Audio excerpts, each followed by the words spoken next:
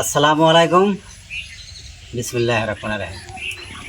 দর্শক, আজকে আরেকটি চীনা হাঁস রাজা হাঁসের ভিডিও নিয়ে আপনাদের সামনে উপস্থিত হইলাম দুই চার কথা বলার জন্য।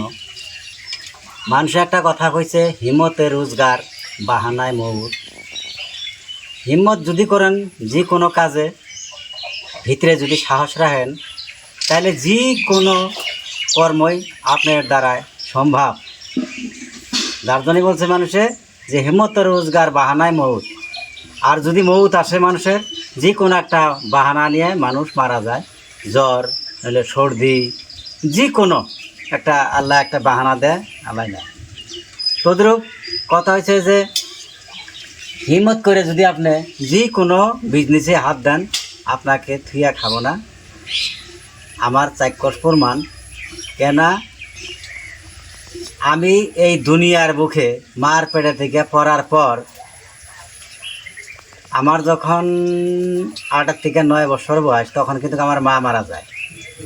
মারা যাওয়ার পর পৃথিবীর এমন কোনো মানুষ নাই যে ওদের দ্বারায় আমার হেল্প হয়েছে। অসম্ভব। একেবারে আল্লাহর কসম খায় বলতে পারি, কারো দ্বারা হেল্প হয় নাই। হয়তো বরঞ্চ আরও আমার মা মারা যাওয়ার পর আমার আরও লস হয়েছে, মানুষের দ্বারা আবার বহুত ক্ষতি হয়েছে। এই জন্য আমি একটা জিদিল কীরকম, আমি নাও তলাইয়া মরবো, পানি ছেঁকবো না। এই কথাটা কেন বললাম, আমি আজ অবধি কারো কাছে 10 টাকা হাত বাড়ি নেই যে আমাকে 10,000, 5,000, 20,000, 2 টাকা দাও। আমি কারো কাছে হাত বাড়ি নেই। কেন আমার বুকের ফাটায় খুব শক্তিশালী ছিল যে আমার বাচ্চাকে আমাকেই আগে আল্লাহ, তারপর আমাকেই মানুষ করতে হবে। আমার বাচ্চার মুখের দিকে কেউ তাকাবে না। কিন্তু কথা হয়েছে ভাই, আপনাদেরকে বলি, যদি আপনারা আমার মতন সয় সম্পত্তি, বাড়ি ঘর যদি না থাকে, তাহলে কম সম পুঁজি দিয়ে আপনারা একটা বিজনেস শুরু করেন। যে কোনো বিজনেস হোক। যেমন আমি চীনা হাঁস আনছি কয়টা, রাজা হাঁস আনছি কয়েকটা ছাগল আছে, কয়েকটা আপনার কবুতর আছে, কয়েকটা লোকাল মুরগি আছে।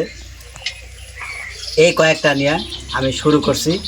দেখবেন বছর এখন তো নাই, এখন জাস্ট খালি শুরু। কিছুদিন পর দেখবেন বছর গেতে না গেতেই রাজা হাঁসেরও খামার হয়েছে ইনশাল্লাহ, চীনা হাঁসেরও হয়েছে, লোকাল মুরগিরও হব, তারপরে আপনার কবিতরেরও হয়ে যাব, তারপর ছাগল তো ইনশাল্লাহ আছেই। তে যার জন্য বলছি, আপনারা ভাবনা চিন্তা না কইরা বুকে বল রাইকা যে কোনো একটা বিজনেস শুরু করেন।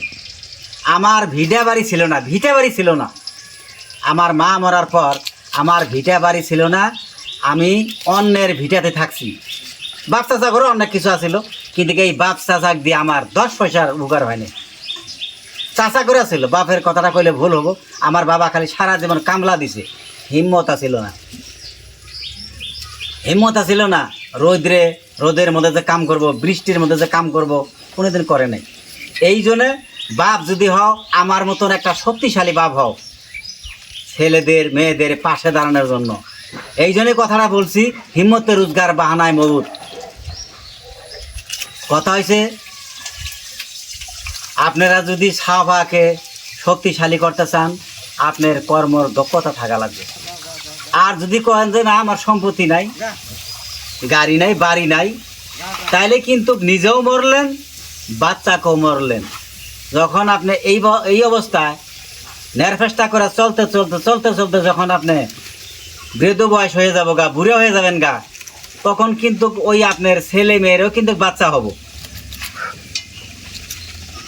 এদের পরিয়াল পালবো না আপনাদের বুড়া বুড়িকে পালবো? আজকালকার ছেলে মেয়ে তো সম্পত্তি থাকলেও হাত দেয় না। আর যদি আপনি এরকম কুড়িয়ে টাইপ হয়ে যদি বাড়িতে বসে থাকেন, তাহলে আপনার কপালে নরাদশা আছে। আল্লাহ কিন্তু সবাকে হাত পা, জ্ঞান বুদ্ধি, ব্রেন বিবেক সবাইকে দিছে, একটু এদিক ওদিক চেষ্টা করার জন্য। আল্লাহ কইছে তুমি মেহনত করো, আমি রহমত করবো।